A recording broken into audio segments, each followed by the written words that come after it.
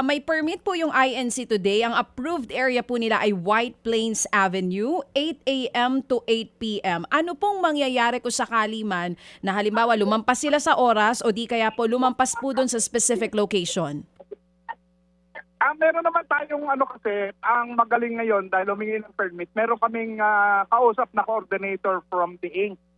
So, pwede namin sabihin, may violation kaso, pwedeng i-cancel ang permit nyo, lampas na kayo sa oras, yung venue, pinalitan nyo. Yesterday, yun ang problema. Kahit saan na lang sila mag-rally kasi walang permit. Oo. Magaling nga yun nangyari ngayon. Nag-apply na sila. Meron kaming coordinating conference na ginawa. Oo.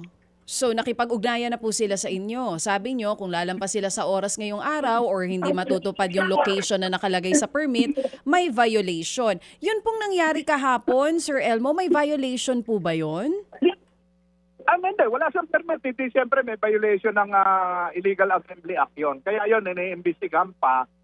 At yun ang magiging basis natin na pag nangyari ulit ngayon, cancel ang permit nila dahil meron sila mga violation na ginawa.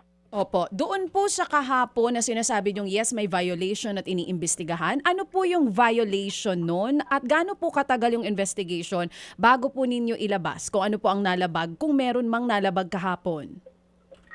Anytime soon, ongoing investigation ng QCPD kasi nga, malinaw yung policy ng gobyerno yan, national at local, no permit, no rally. Yung pa lang may violation na ng Batas Pambansa 880 Yun ang unang-unang na-violate dyan. Opo. Sir Elmo, sino po ang kakasuhan kung mapatunayang may violation? Kahit yung mga organizer. Meron kaming organizer na nakalista ngayon, isang abogado representing Iglesia ni Cristo. Siyempre, yun ang unang iimbestigahan dyan. Yung pong mga organizer. So, ang panawagan... Opo.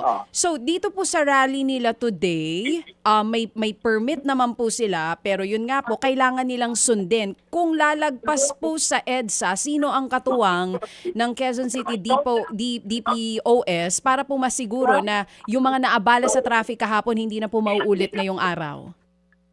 Kaya, police concern yan. Kaya lang yung traffic, member ng cluster namin dito, Security and Public Order Safety Cluster. Tumutulong kami sa pag-aayos ng traffic situation ngayon sa EDSA. Pero principal responsibility ng QCPD yan, especially crowd control. Opo. Kaya nga katulong kami augmentation dyan.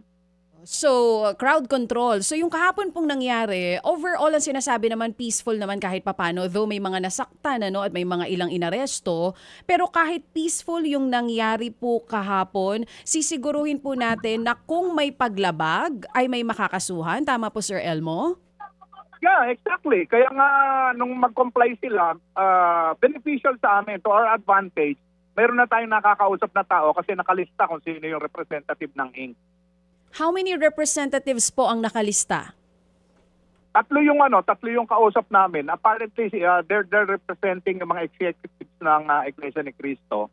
Authorized sila na mag-decide doon sa mga issues na tinakil namin. Mga kapatid, patuloy po kayong tumutok sa 105.9 True FM para sa totoong balita, impormasyon, music and entertainment. Mag-subscribe sa aming YouTube channel at podcast at sundan nyo kami sa Facebook, Instagram, X at TikTok sa True Network PH. Bisitahin din po ang aming official website, truefm.ph.